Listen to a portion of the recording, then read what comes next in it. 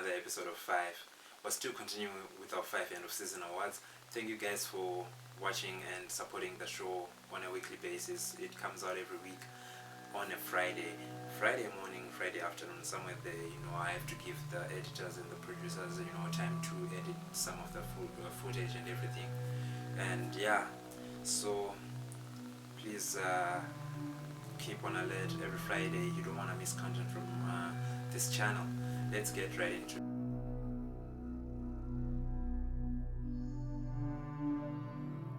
The season for LaLiga is might be quite controversial because the team hasn't been performing up to its expectations. But I still go for Leo Messi just as an individual, because this is an individual award. This is nothing to do with your team being good. As an individual, you just have to be good and you stand a chance of winning this award. So I'm gonna go for Leo Messi because he's scored 30 goals in 33 games. I know still well below his very, very high standards. Messi is expected to score 45 goals in a LaLiga season. But this is also to show that he's now in decline. He's getting a lot older and everything. But he's still the best player in LaLiga, because LaLiga in the past 2 to 3 years they've been losing a lot of talent. They're not as strong in LaLiga as they used to be. He's still there. He's still the best player in LaLiga. He deserves this award.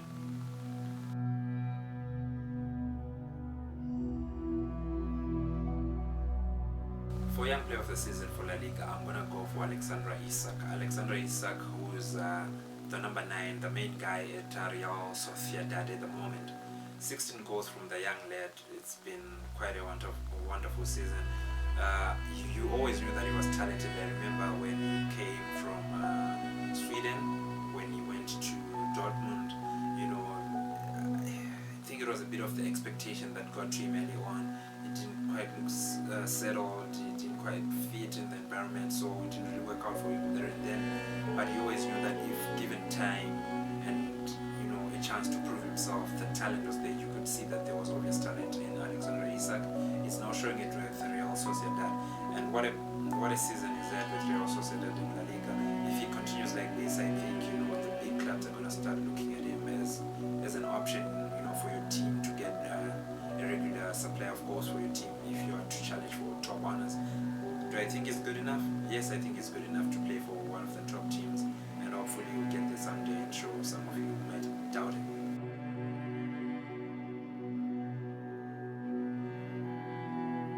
Manager of the season for La Liga, I've got 2 guys. I'm gonna eventually choose one, of course, because one has to win, one has to lose. 19 have to lose, one has to win.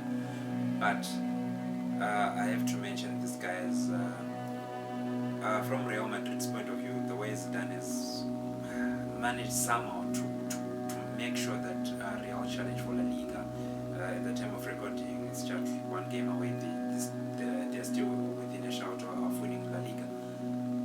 But you look at the squad he's had to work with, very experienced, yes, in terms of the midfielders, the defenders, but they're also old and they can't run as much as they used to run anymore. So it's easy to expose Real Madrid, especially if they face a dynamic team. They struggle a lot, and he's also had to deal with a lot of injuries, and he had to play a lot of players from Castilla here and there. But with all those problems surrounding Madrid, they're broke. They can't really invest in the players that he needs or he wants, except wasting a lot of money on Eden Hazard.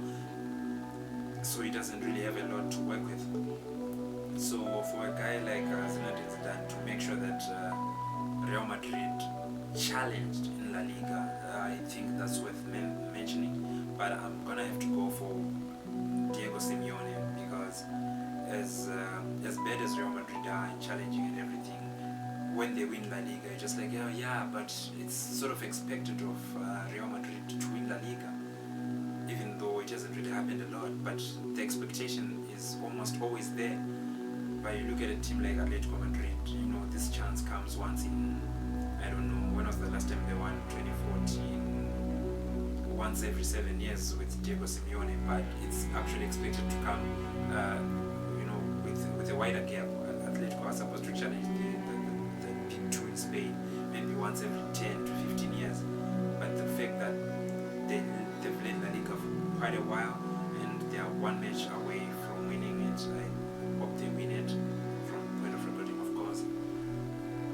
I'll give it to Diego Simeone, just because Atletico Madrid, in terms of resource-wise and everything, they're just far behind the top two in Spain.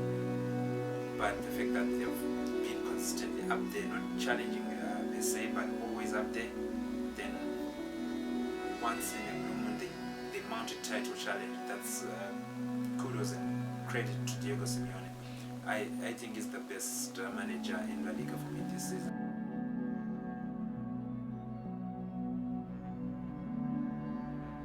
Well, when looking at most improved player, I'm just gonna go for Yusuf En-Nesyri at Sevilla. I don't know if I can say it's improved in terms of, or was it because he wasn't really getting chances, because you get to look at what he was doing at Leganes before he came to Sevilla. He wouldn't play a lot, but he would score also a couple goals. I think managers and everything, they never really trusted him. Is it because he's tall, lanky, he's not like from on the physical side in terms of strength and being a brute, but he's quite useful. As the way Julian Lopetegui has used him this season shows, he scored a lot of goals, 18 goals in La Liga for a guy like Yusuf En-Nesyri. I never thought it would happen in my lifetime, but he's proved me wrong. He's improved a lot. I hope he continues performing that way, Yusuf En-Nesyri.